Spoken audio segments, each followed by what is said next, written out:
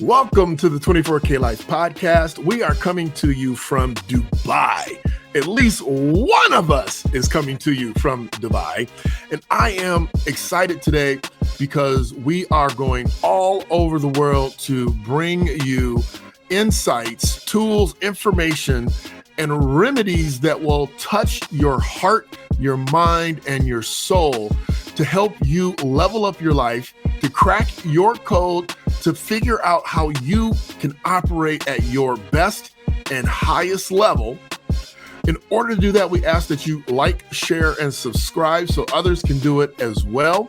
And today, we are bringing in an author, a banker, a yogi, a mom, all the amazing mixes in Miss Farah Flisher.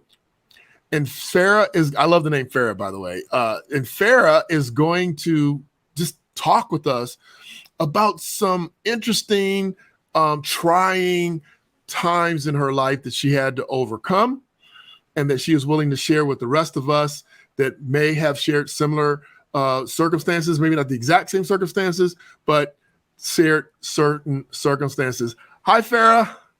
Hey, Derick. Thank you for having me. Oh, it's my pleasure. I probably have more questions about Dubai than anything else, but we'll table that. I noticed, as I'm sure anybody who's read your information, your books, or kind of followed you, that you're from London. You're Indian. You have an Indian heart, so you're Indian. I am. And you have been in Dubai for 20 years as a banker. That is quite the confluence of things that come together to make up such a beautiful, inspirational person like yourself. So tell us, how did all of that come about? Thank you. Yeah, it is a little bit of a tongue twister, shall we say. When someone says to me, "Where are you from?" It's always one of those really interesting questions. And that sort of is one of the very basic questions anyone will ask you in Dubai, because we're all from different places. So I was born in London. I'm Persian by origin, so I'm a Parsi. For those that know or are familiar, our faith is the Zoroastrianism. And when I was 4 years old, my mother took me to India to visit my maternal grandmother. And then through a series of circumstances that your listeners would read in the book, we stayed on in India, and I grew up in India. Hence the Indian heart and the value system and all of that comes with it. I went to an Irish convent in the middle of a little town in India, the same convent my mother went to. And then when I was 18, I left India and went back to the UK. And then in 2001, we relocated to Dubai. And I've been here since, and it's been home since. Wow. So yeah, here we are. So, I have my own story about being raised Pentecostal and attending a Catholic school. And my parents never said boo about anything. I mean, yes, they both believe in Jesus and God, but man, past that, there's a whole lot of differences. And they never said, "Hey, son, we're sending you to this school. This is what we believe. This is what they believe. This is what we want you to think about, focus on, et cetera, et cetera." I was just thrown out to the wolves. But it sounds like you were thrown out even further. So did anyone ever... how did you, I had to bring all mine together through trial and error. And it took me till I was probably 19 to figure out that, everybody that wasn't Catholic wasn't going to hell, and everybody that wasn't Pentecostal wasn't going to hell. And, but it took me a long time to figure this out. How was that experience for you as a youngster growing up in that, under those circumstances? I think, so when we first landed in India, age 4, so growing up, born in London till I was 4, and that was all normal, if you like, whatever normal is today. And then I arrive in India, and in my head, we've gone there for a vacation to see my grandmother. And then my mother made a choice to stay on because my father was, shall we say, just not behaving like an upright citizen at the time, which she was notified of. So she decided to stay on at home. And then because the length of our stay extended, I was put in school. So I was this rather pale, child with a very British accent put in a convent in the middle of India, and I didn't speak any Hindi, which is the language, in the region. So yeah, wolves, or just left to fend. And I don't think it was conscious. I just don't think the style of parenting in those days was very, if you like, attuned to corresponding with your child, right? Children were meant to be seen and not heard. Exactly. That's how I've been brought up. And especially girls in northern India were kind of, a very second-class citizen. Not that that was the case necessarily at home, but definitely in wider society. But to be fair, the religious conflux, right? So I'm growing up so I'm a Parsi home. I'm in a Parsi home. We have Hindu friends, we have Muslim friends. I'm going to a Catholic school. We say Hail Mary in the morning. I come back and it's a different prayer. That's the part I want to know about. Yeah, how did you mix those? I think it just, in India, it's very organic. I have to be fair. I don't think it ever presented as big an issue, to be honest, because it was all very seamless. My mother had gone to the same school. So we were very familiar with, you go to the grotto if you've, to repent on any wrongdoing. So, the whole heaven and hell and repent and, confess and all of that was all there. But it was taken with a pinch of salt because at home that wasn't our practice, right? At home it was a different practice, and we said different prayers with my grandmother in the morning. Right. And you were surrounded by a very different religion. Hinduism has a very different ethos, and the Muslims have a very different ethos. But we were all. India is a secular socialist republic, right? That's what's written in the constitution. So it was that I grew up in, and it sort of blended quite seamlessly. I think the language barrier was a big one initially. And looking back, when I sort of think about how that was navigated, you go to an exam and you can't even read the alphabets on the paper because you're not familiar with the language.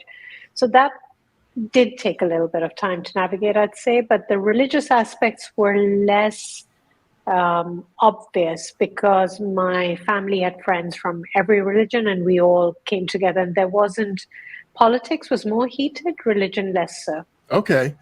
That is so interesting because I don't know how I would have managed a little bit more, throwing in another facet on top of all that. But, I like I said for myself, I realized when I was more mature, at least a little bit more mature in my late teens, like 18, 19, when I went away to college. And it wasn't really religion that sparked my epiphany. It was more that I played football and our arch rival, we hated those guys. They taught you to hate those guys. Those guys were not the right people. Two Catholic schools, by the way, but we hated those guys. And when I went to college on a scholarship, the guy that was lockering next to me was from my arch rival school, and I really liked him, and we got along great. We became great friends, and that's what sparked it for me. Was not only that manufactured, that rivalry, but then it took it further to the religious component. So I actually opened up with both of them and go, okay, well, everybody in this religion is not going to hell, and so nobody knows everything. So we just need to do the best we can to be good, solid people, and to have a relationship with God. And, we'll let everybody figure out their own path. So for me, that was my triumph. It seems like you had even more so with the language barrier. You had Muslim, you had Hindu, and then you had Irish Catholic. I mean, that is just the Irish part of the Catholic is a whole nother level. And I used to watch people like you go into the confessional or take communion, and we didn't do those things in school because we weren't Catholic. So very interesting, very interesting. But I would have to say, or at least ask, that it in some way developed you. I was going to say toughened you up, but I would say maybe not toughened, but developed you at a much higher set of standards and abilities than most people that only have to deal with one. Would you say that to be true? I think that's a really nice way to put it. I think what it does give you, it gives you an understanding, right? We're all a product of our bringing, right? Our environment, our conditioning, what we're taught. Like if you were taught to hate your rival football team, that's conditioning, right? Which you break out of as you mature, as you said. And I think what that upbringing gave me, which I probably did not appreciate as much as I was going through it because it was a bit of a challenge. But as you come through it, you realize you've been given this really wide lens into people, different ways of life, different beliefs, different understandings, different viewpoints. And as you said, none of us know everything, and no one way is the right way, right? We Absolutely. all have different ways, and each of us believe we're right at any given point in an argument or a process. So I think it's more a question of I've realized there are multiple ways to reach a goal. There are different cultural nuances, there are different religious nuances, and you just have to be conscious of them and allow for them without, being very strident in your viewpoint about, this is the only way. Right. So my last question on the personal side is, I think my last question on the personal side is, so how did you get to Dubai? Did you get married and move to Dubai? Was it a career transition? How did you get to Dubai?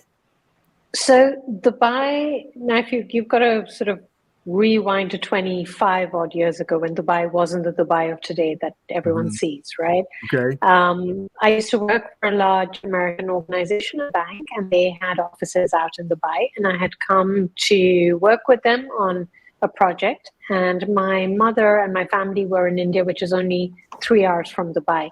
So my mother had come and joined me, and we had extended and made a holiday. And it was a really, really nice trip. And the organization, I thought I would be able to move with the organization, seek a transfer. But unfortunately, the organization at the time closed down those particular offices. I had just had my daughter in London. It was November, December in London, very cold, very grey, very not the place you want to be with the little one indoors. And just as a family, we made the choice. Dubai was opening up. It was closer to my family. It was sunnier, very important. November in London wants you to seek sun. And it was just, there were opportunities that presented itself. Okay. So as a family, we made the move. And then the organization that I did used to work for reopened the offices, and I rejoined them a few years later. So yeah, that's how Dubai came to be. And I don't think any of us envisaged staying this long, but again, my children grew up here. They went to school here. They went to a British curriculum school, and just life carried on. And it's been a great home to us. Well, good. I love it. Now, would you recommend people visit? Absolutely. I thought you were going to say Absolutely. So let's talk about your memoir. So you wrote a memoir, a mother-daughter memoir, but to me, the most interesting component that I really want you to just uncover for the rest of us is your mother instilling in you that we chose the life that we're living. And do you agree with her? Because you talk about you didn't choose for your dad to not be around or to not be accepted by your stepdad. We're not gonna tell them too much because we want to get the book because it's a great book. But I am fascinated by this concept that we chose our lives and now we're supposed to learn something. I want to hear it from your perspective. There are a lot of layers to that statement, right? You can take it very much on face value about, you're here to learn a lesson, right? The body or the physical body that we inhabit is home to what we call our soul. Now, soul is a term many people may or may not relate to or may not believe in, whether they believe in life, rebirth, afterlife, or even soul choices. There's this concept of soul families and life between lives, where the soul family comes together and say, sort of, in the next life, I'm going to play the role of the father, or you're going to be the mother or the wife, or this will be the outcome of our relationship. There's that school of thought as well. But what my mother was saying to me is if I was ever complaining about a particular situation, she would say, just remember you chose this. And I would get all grumpy as a teenager and say, of course, I did not choose this. But what she was trying to instill in me is we come into this life, and if you believe there are lessons to be learned to make you the person you become, right? As you were saying, you started out at home, you went to university, you've taken on career choices, and your thinking has evolved over that period of time and through trial and error or through lessons that we've learned. So would I be the person today or talking to you today or have written the book today without some of those lessons and trials that I've been through? Probably not.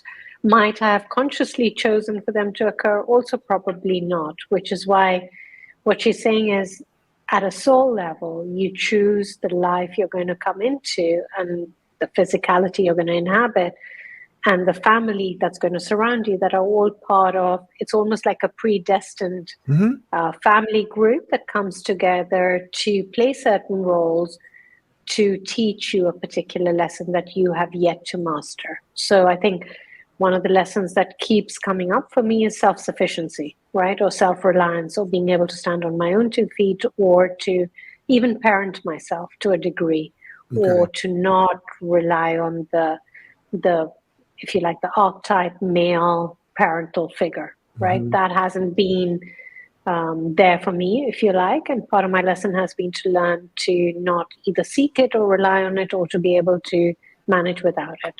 So how does that play into your personal relationship? I mean, with a partner, a spouse, or whatever. I don't know the politically correct way to answer or to ask that question, but that seems like a pretty strong mindset that would play intimately into your personal relationships. So I think that mindset has also developed because, if you like, the most intimate relationship or my marriage also didn't last. I got divorced 10 years ago. So, and there are so many parallels between my mother's story and my story that you almost wonder, right, about the family pattern repeating itself and you having to break that or become very conscious of the behavior and the patterns that are coming through so you don't pass them down to the next generation, and to try and heal whatever the underlying root issue is so that it doesn't get passed down. So have you been able to do some self-work on that as far as like over I didn't know I had certain issues. I thought I was the guy, right? Until I got divorced. And I wasn't pointing fingers, but I noticed that a lot of things that I thought were my complaints, that thought were my issues, were really my issues, right? They weren't someone else's. And so it took me a while of doing some self-work, between journaling and, I do a Socratic method of inquiry, self-inquiry, and all those type of things to literally understand myself better and put myself on a path to continue to understand myself and overcome. And then even in, the very few dating relationships I've had since I've been divorced, I've discovered that I keep discovering things about myself in those, and I'm taking every day. It seems like I'm taking more and more ownership for any discomfort that I think someone else may be causing me.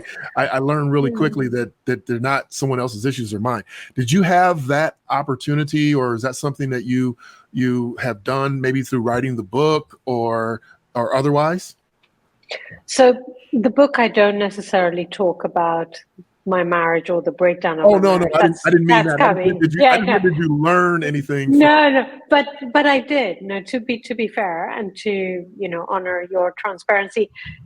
Means when my mum passed, for not to give anything away, but that's sort of on the front of the book. Therapy became sort of a very staple in my life. I needed it at that time to help me with the grief, so grief counseling. And then when I got divorced, I needed counseling to just keep me going for my children. My children were young at the time, right? And I was the sole provider. So it was a very challenging period of time that I needed support in through therapy, through mindful practices. Yoga became a mainstay. It still is, and it was and has been for a number of years in my, if you like, spiritual practice or just mindful practice. I start my week with yoga. I try and get to as many classes as I can through the week, but whenever I'm feeling a little bit, if you like, conflicted, if I just pull out the mat and sit on the mat, you can find a way to come back to yourself and just be with your thoughts and work it through. Journaling, a huge fan. I journal every day, and it's great to just be able to write your thoughts out, and it almost helps you clarify, what are you feeling? What is the emotion? Why are you feeling? And I think most of all, you realize, as you're saying, your source of happiness is within you, right? You can't blame somebody else for your unhappiness or for not making you happy or making you happy, right? As you get older, you definitely realize you've got the whole world inside of yourself and you've got to just figure that out. Right. And when you come to a relationship from that point of view, hopefully it's not from a need, it's more from a desire to spend time with someone else, right? It's not that they're fulfilling a need in you per se, would be what I've acquired.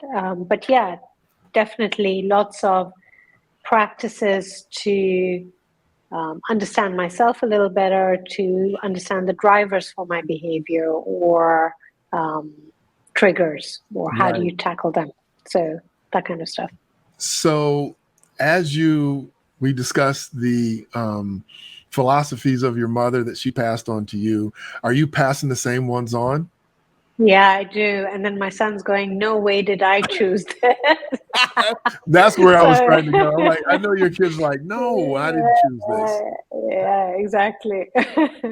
So yeah, it's almost the same call and repeat that I would have had with my mother that's now with the next generation. So yeah. Well, good. But the good thoughts, good words, good deeds, we try and do that. We try and keep that philosophy going. Absolutely. That lands a little bit easier than the you chose me as your mother when I'm giving him a hard time. So how has writing the book affected you outside of that? Like has it affected you in your business, the way you interact with people, the way you respond to people, the way you think about or look at people? I mean, has writing the book or just your personal development, either one, affected those things? I think I wrote the book over a number of years. It's just that I've published it recently. So I think if the effect is there, it's probably on the receiving end, because people may see me as a particular version of me at work, right? And then when you read the book, hopefully people will read it and realize I'm fairly transparent and open about the challenges that got me to be the person I am today. So on the face of it, you may not realize that I carry this story with me. And I don't think anyone does. We all have stories, but you present well and people may not know what you've been through. So I think I've received a lot of positive feedback. I've received a lot of affirmation about thank you for sharing, which has allowed people and given them permission to open up as well. Personally at work, it's the same because I am the person I am, but I'm more open, if you like, because I've laid it all out there. So there isn't anything to hide anymore or anything to hide behind. Right. So it is what you see is what you get. And, just talk from that place of empathy and openness while still getting the job done. Right. Absolutely. I agree with that wholeheartedly. So when you mentioned, we present well or you present well, and you've also mentioned a couple times, to become the person that you are now. So tell me about the person that you are now, because she sounds amazing. I mean, she just sounds, I want to hear it out of your mouth, because you've said it a few times. And so it's important to you. It's something that's changed. So tell me about the person you are now. Okay. And don't be modest. Let us know. Give us all the rock star good stuff. Yeah, as a slightly introverted person, I never do that top line sales pitch. But we're not pitching. You're just telling us what you think about you.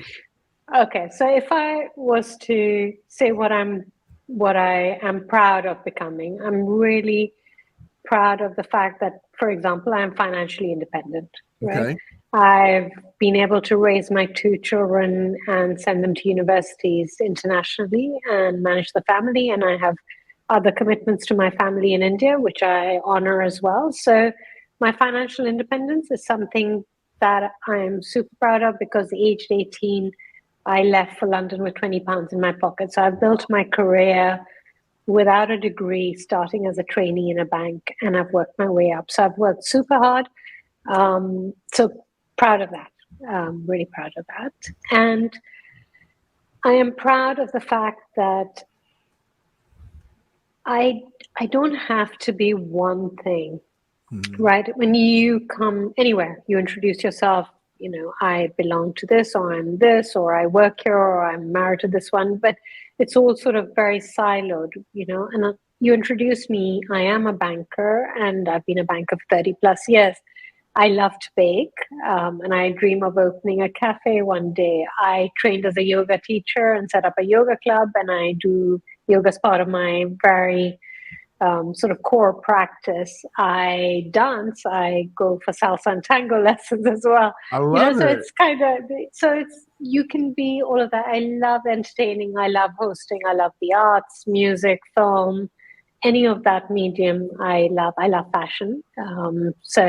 And I have a love of fashion, and I get told at work that my wardrobe is something that people want to make from time to time. So those are all parts of me, but again, it's been acquired over the years, right? It's not Excellent. something that I was as a teenager or a young person. It's come through many, many years and layers of development, shall we say, just to be who I am today. So I meet you at a social event, and I say, "Hi, I'm Derick," and you say, "Hi, I'm Farah," and I say, "Well, tell me about yourself." Now, because you're not one thing, what do you say?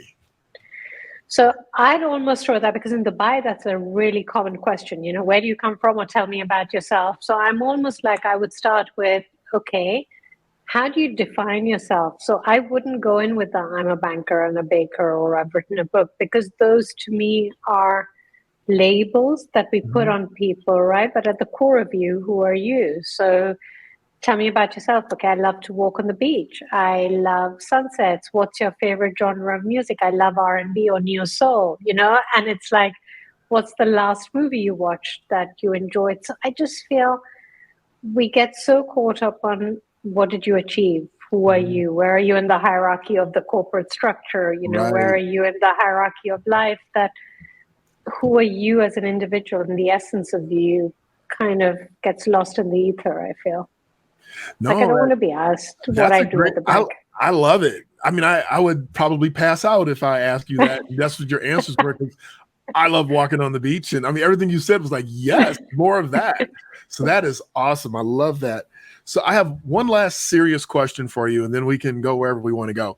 So you talked about presenting well, and and you also mentioned that you personally, you're transparent. You wrote the book. There's nothing to hide. So people at work can, if they wanted to read the book, they can learn way more about the other parts of you. But what would you recommend to, and I'm going to say women, but people that are going through a traumatic event, because we all go through something at some point. And how do you continue to present at such a high level, even while you're going through something, so traumatic? Yeah, that's interesting. And like, I just want to sort of start it out by saying it's not easy, right? The presenting well is the veneer, right? And it's almost like armor for me, and it's Mhm. almost like my defense mechanism. I don't know, I mean, I'm sure psychologists would have a field day with it and say there's probably some control issues in there as well, which they're probably completely right. But it's kind of what I tell my team as well. The way you dress in the morning, if you've taken the time to coordinate your shoes to your shirt or your lipstick to your blouse or whatever, right? You've taken pride in your appearance because that's what you want to tell the world who you are. And I equate that to the work that comes to me. That sign needs to be the same measure of work.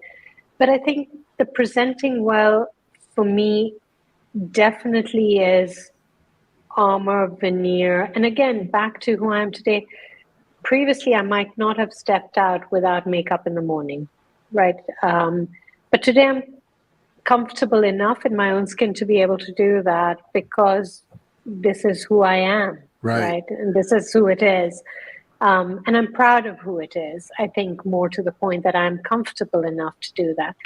But when you're going through a traumatic experience, to ladies, to men, to whoever, the thing I would counsel is to get support. You do need support. So whether you have family, which I didn't have at the time when I was going through mom's loss or my divorce. So it was a counselor who was my rock, or it was yoga, it was a core group of friends who were there to support me. You do need support to just be able to let down your guard. If you want to stay in your pajamas all day and just, veg out, you need that group that you can do it with and feel comfortable with. I would say give yourself time. Any experience, good, bad, they say there's a cycle that it goes through, about a year and a half, 2 years, that you take it through a low to a high and back to a low or to a stable sort of baseline. I would say do the things that spark joy. Even if you don't feel like it on a bad day, if you can just push yourself a little bit to get out there, to go for the walk, to go for the lesson, to go for the class, you can shift your mood. You can find a way to lighten it a little bit and get through the day.